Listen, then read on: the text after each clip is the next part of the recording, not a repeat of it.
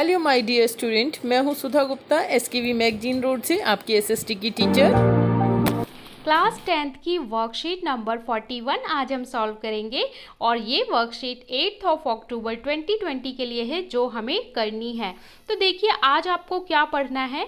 आज आपको वायु परिवहन के बारे में पढ़ना है। सड़क परिवहन पढ़ा आपने, रेलवे के बारे में भी आपने पढ़ा, पाइपलाइन के बारे में पढ़ा और इसके बाद हमने अलग अलग परिवहन को देखा। आज हम पढ़ेंगे वायु परिवहन के बारे में। इससे पहले हम जल परिवहन को पढ़ चुके हैं। वायुयान यातायात का तीव्रतम किंतु महंगा साधन है। आप सभी जानते हैं कि जितने भी हमने ट्रांसपोर्ट के यानी परिवहन के साधन देखे उसमें सबसे ज़्यादा तेज चलने वाला वायु परिवहन है। आखिर उड़ के जो जाता है।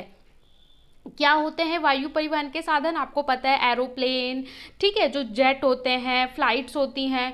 तो और सबसे कम टाइम में आपको एक जगह से दूसरी जगह पहुंचा देता है।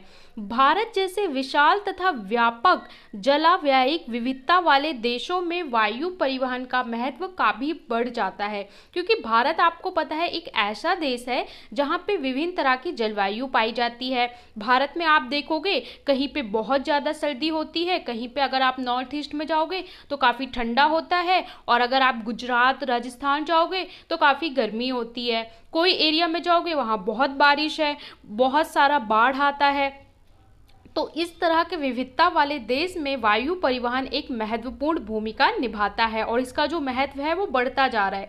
पहले आप देखेंगे कि पहले के टाइम में क्या था कि एरोप्लेन में किसी किसी ने सफ़र किया होता था, लेकिन आप आजकल इतना कॉमन हो गया है कि हर परिवार में किसी न किसी सदस्य ने ज़रूर सफ़र किया होता है। आप लोग भी कमेंट में बताइए अगर आपने सफ़र किया है या आपके किसी परिवार के मेंबर ने। वायु परिवहन आंतरिक परिवहन के साथ दूसरों देशों के साथ संपर्क स्थापित करने की दृष्टि से भी काफ़ी महत्वपूर्ण है।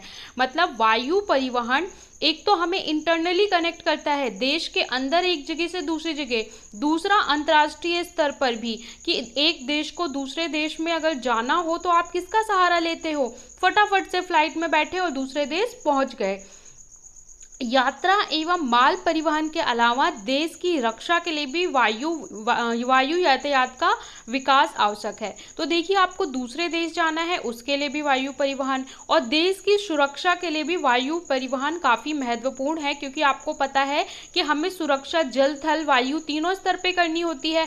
तो इसके लिए भी इसका विकास काफ़ी महत्वपूर्ण है। जैसे आपने देखा हमने राफेल लिए हैं। आपातकालीन स्थिति में वायु परिवहन की सुविधा महत्वपूर्ण भूमिका निभाता है। कोई आपातकाल है जैसे कि बाढ़ आ गया, भूकंप आ गया, वहाँ से लोगों को निकालना है तो उस वक्त ट्रेन या बस का सहारा नहीं लिया जाता, उस वक्त जहाज भेज के, फ्लाइट भेज के, ठीक है, एरोप्लेन भेज के निकाला जाता है। मतलब वायु परिवहन सबसे सटीक तरीका होता है। जैसे आपने देखा होगा कोविड के टाइम पे दूसरे देशों से जो लोग लाए गए वो कैसे लाए गए, जहाज में बैठा के लाए गए। चाहे 1990-91 में खाड़ी युद्ध के दौरान जॉर्डन पर अन्य खाड़ी देशों के नागरिक की वापसी हो या कोरोना महामारी के दौरान विश्व के अलग अलग देशों से भारतीय नागरिकों की वापसी हो, कि 1990 और 91 में जो खाड़ी के साथ प्रॉब्लम हुई थी वहाँ पे भी यही किया गया था, वायु परिवहन का इस्तेमाल।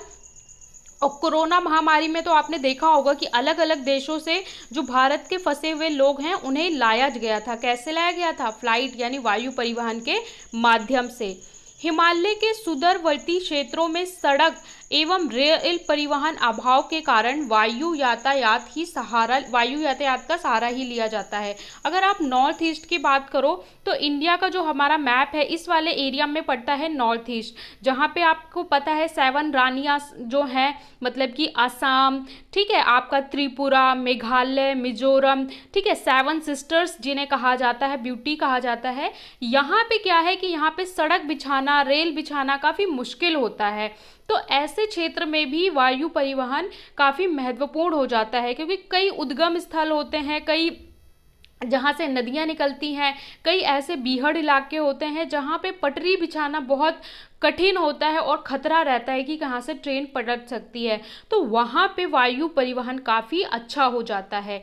वायु यातायात द्वारा डाक सामग्री भी तीव्रता से पहुंचाई जा सकती है। इसके अलावा जो स्पीड पोस्ट चीज़ें की जाती हैं तो वो भी मतलब एक जगह से दूसरी जगह वो भी वायु परिवहन के द्वारा स्पीड पोस्ट करके भी जो हम पोस्ट भेजते हैं वो भी जल्दी पहुंचाई जा सकती हैं।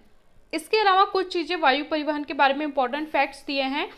1993 में वायु परिवहन का राष्ट्रीयकरण किया गया। राष्ट्रीयकरण का मतलब कि देश के उसका जो सरकार के अंतर्गत आ गया वो चीज़, ये आपको याद रखना है। 1953 में किया गया था राष्ट्रीयकरण, ठीक है। 1950 में हमारा कॉन्स्टिट्यूशन बना था और 53 उसके 3 साल बाद राष्ट्रीयकरण किया गया। एयर इंडिया घरेलू और अंतर्राष्ट्रीय वायु सेवाएं प्रदान करता है। एयर इंडिया क्या है, हमें घरेलू सेवाएं देता है। घरेलू मतलब भारत के अंदर, जो हमारी भारत कंट्री है इसके अंदर भी जाता है और भारत से बाहर भी जाता है, दूसरे देशों को भी जाता है। Air Pawan Hans helicopter limited, ये कंपनी का नाम है। देश के आगम्य एवं दुर्गम भागों में उत्तरी पूर्वी राज्यों जम्मू कश्मीर, हिमाचल प्रदेश, उत्तराखंड के आंतरिक भागों में हेलीकॉप्टर सेवाएं प्रदान करता है। तो ये पवन हंस क्या करता है, जो हमारे ऐसे दुर्गम स्थान है वहाँ पे ये हेलीकॉप्टर देते हैं, हेलीकॉप्टर की सुविधाएं देते हैं। जैसे जो बच्चे गए हो वैष्णो देवी गए हो तो वहाँ पे इस तरह के हेलीकॉप्टर होते हैं जो आपको नीचे से ऊपर तक पहुँचा देते हैं। भारत में वायु परिवहन की शुरुआत 18 फरवरी 1911 में हुआ। और भारत में कब इसकी शुरुआत हुई है, 18 फरवरी 1911 में हुआ था और इलाहाबाद नैनी तक वायुयान से डाक ले जाया गया। यह दुनिया की पहली मेल सेवा थी। इसके बाद अगर हम बात करें तो इसके बाद आपको बताया गया है कि भारत के प्रमुख अंतर्राष्ट्रीय हवाई अड्डे, जो भारत के अंतर्राष्ट्रीय हवाई अड्डे हैं जहां से अंतर्राष्ट्रीय उड़ान भरी जाती है, दूसरे देश जाते हैं, वो क्या है, छत्रपति शिवाजी हवाई अड्डा, ठीक है, छत्रपति शिवाजी। दूसरा कौन सा है, दूसरा हमारा मुंबई है और ये मुंबई शांतकुंज मुंबई में। इसके बाद इंदिरा गांधी अंतर्राष्ट्रीय हवाई अड्डा, जिसे आप IA बोलते हो, ठीक है, तो ये तो दिल्ली में है। इसके अलावा सुभाष चंद्र बोस हवाई अड्डा दमदम में, कोलकाता, ये कोलकाता दमदम कोलकाता में है। तो ये सारे इंपॉर्टेंट हवाई अड्डे हैं जो हमारे अंतर्राष्ट्रीय हवाई अड्डे हैं। अब देख लेते हैं आज आपसे प्रश्न क्या पूछे गए हैं, उसके बाद उनके सॉल्यूशन देखेंगे। प्रश्न पूछा गया है कि एयर इंडिया से जुड़े देशों के नाम, ऐसे देशों के नाम बताने हैं जो एयर इंडिया से जुड़े हैं। इसके बाद उत्तर पूर्वी राज्यों में वायु परिवहन महत्वपूर्ण क्यों है, नॉर्थ ईस्ट में जो वायु परिवहन है उसका क्या इम्पोर्टेंस है। इसके बाद वायु परिवहन का राष्ट्रीयकरण कब किया गया, अभी मैंने आपको बताया, और आपातकाल स्थिति में कौन सा परिवहन उत्तम होता है। तो चलिए उत्तर देख लेते हैं। एयर इंडिया से जुड़े कुछ देशों के नाम बताइए। तो मैंने बताया कि एयर इंडिया हमारा देसी भी है विदेशी भी, मतलब देश के अंदर भी चलता है और बाहर भी।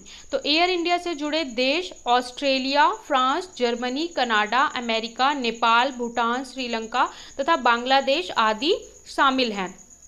ये सारे देश हैं जहां पर एयर इंडिया की उड़ानें भरी जाती हैं। और आपको पता होगा एयर इंडिया और इंडियन एयरलाइंस का मर्जर हो चुका है। उत्तर पूर्वी राज्यों में वायु परिवहन महत्वपूर्ण क्यों है, तो आप लिखेंगे उत्तर पूर्वी राज्यों में वायु परिवहन निम्नलिखित कारणों से महत्वपूर्ण है। हमेशा पॉइंट्स में लिखना होता है, बुलेट पॉइंट्स या 1 2 3। नंबर 1, उत्तर पूर्वी राज्यों में सड़क एवं रेल परिवहन सुविधाओं के अभाव के कारण वायु परिवहन अति महत्वपूर्ण हो जाता है, क्योंकि सड़क और रेल परिवहन कम होते हैं। नंबर 2, दुर्गम तथा ऊबड़ खाबड़ क्षेत्रों होने के कारण यहाँ रेल मार्ग बिछाना काफ़ी कठिन होता है। तो यहाँ पे कई ऐसे इलाके होते हैं जहाँ पे रेल बिछाना मतलब पटरी बिछाना काफ़ी मुश्किल, और बिछा भी दिया जाए तो खतरे का डर रहता है, तो इसलिए भी महत्वपूर्ण हो जाता है। तीसरा कारण है उत्तर पूर्वी क्षेत्र कई नदियों का उद्गम स्थल है। आपको पता हो कि जो हमारा नॉर्थ ईस्ट है यहाँ से बहुत सारी नदियाँ हैं जो निकलती हैं, हिमालय क्षेत्र से भी बहुत सारी नदियाँ हैं जो निकलती हैं और फिर पूरे देश में फैलती हैं। तो इसके कारण यहाँ पे बाढ़ आने का भी काफ़ी खतरा रहता है और काफ़ी बाढ़ भी आती है। तो बाढ़ आ जाए या भूस्खलन हो जाए तो ऐसी स्थिति में भी वायु परिवहन काफ़ी महत्वपूर्ण हो जाता है, क्योंकि फ्लाइट से जाकर चीज़ों को लाया जाता है। इसके अलावा लद्दाख और ये सारे जो एरिया हैं, यहाँ पे जो हमारे सैनिक रहते हैं, ठीक है, तो जो हमारे सैनिक रहते हैं, चाइना जो आपको पता है पूरा जो बॉर्डर है वहाँ पे भी हमारे सैनिक रहते हैं, तो उनके लिए जो सुविधाएं पहुँचाई जाती हैं वो भी वायु परिवहन के माध्यम से पहुँचाई जाती हैं। तो इन सभी कारणों से वायु परिवहन नॉर्थ ईस्ट के इलाके में काफ़ी ज़्यादा इम्पॉर्टेंट हो जाता है। तो ये आपका आंसर 1 और 2 हो गया। तीसरे प्रश्न में बोला है वायु परिवहन का राष्ट्रीयकरण कब किया गया था? तो 1953 में वायु परिवहन का राष्ट्रीयकरण किया गया था। उसके बाद अभी हमने देख लिया था, मैंने बताया था 3 साल बाद आपातकाल स्थिति में कौन सा परिवहन उपयुक्त होता है? तो आपातकाल स्थिति में वायु परिवहन सबसे अधिक उपयुक्त होता है, क्योंकि आपको पता है कि आपातकाल है तो शॉर्ट टाइम में जल्दी काम करना है, तो सबसे तीव्र जो हमारा साधन है वो क्या है? सबसे तीव्र हमारा वायु परिवहन है। तो बहुत ही इंटरेस्टिंग आज की वर्कशीट थी, हमने सॉल्व कर ली। आई होप आपको समझ में आ गया होगा।